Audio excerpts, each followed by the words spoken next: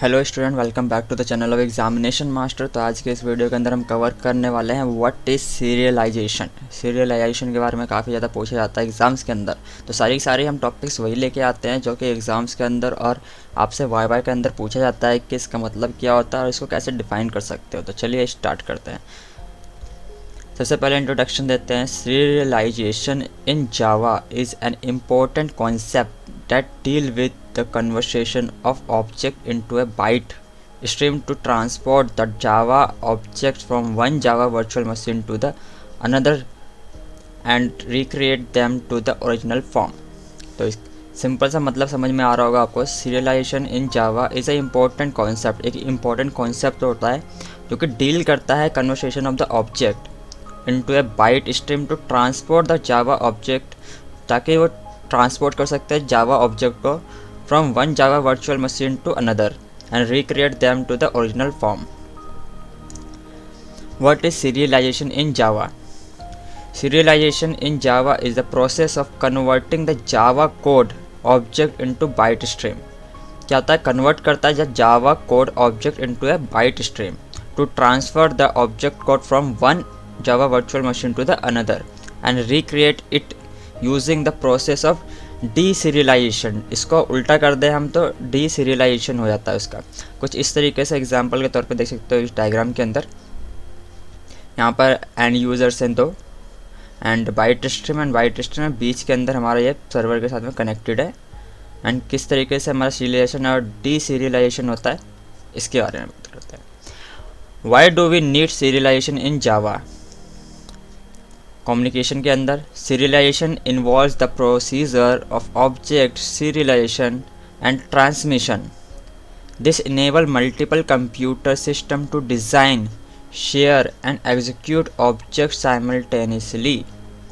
क्या करता है? ये इनेबल करता है मल्टीपल कंप्यूटर सिस्टम को ताकि डिज़ाइन कर सके, शेयर कर सके और एग्जीक्यूट कर सके ऑब्जेक्ट को simultaneously.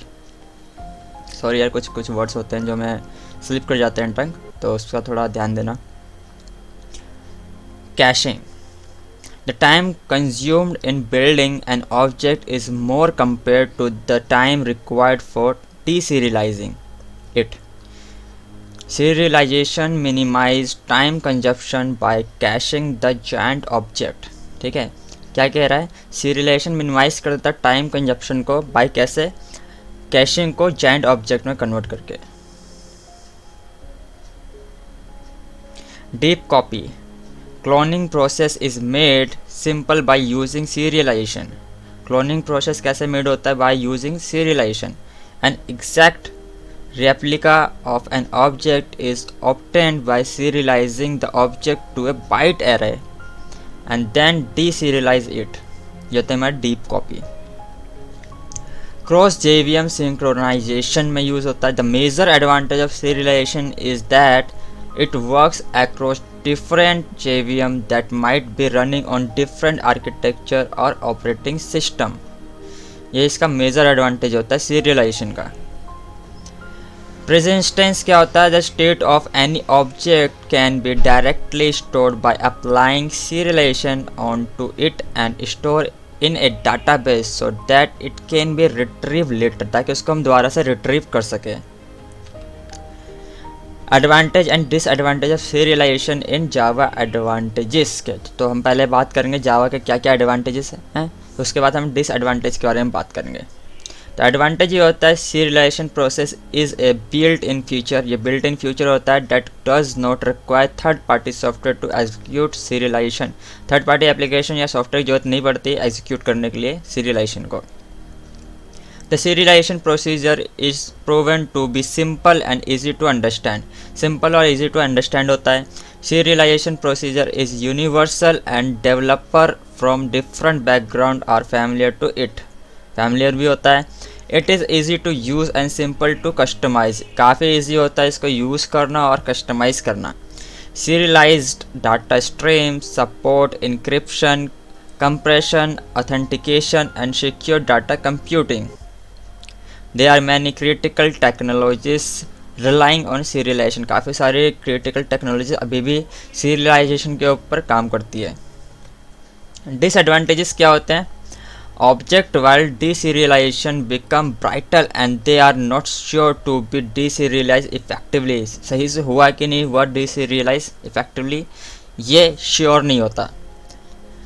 The transient variable declare while serialization creates memory space, but the constructor is not called, which result in the failure in the initialization of transient variable, resulting in a variation to the standard Java flow. The process of serialization is inefficient in terms of memory utilization.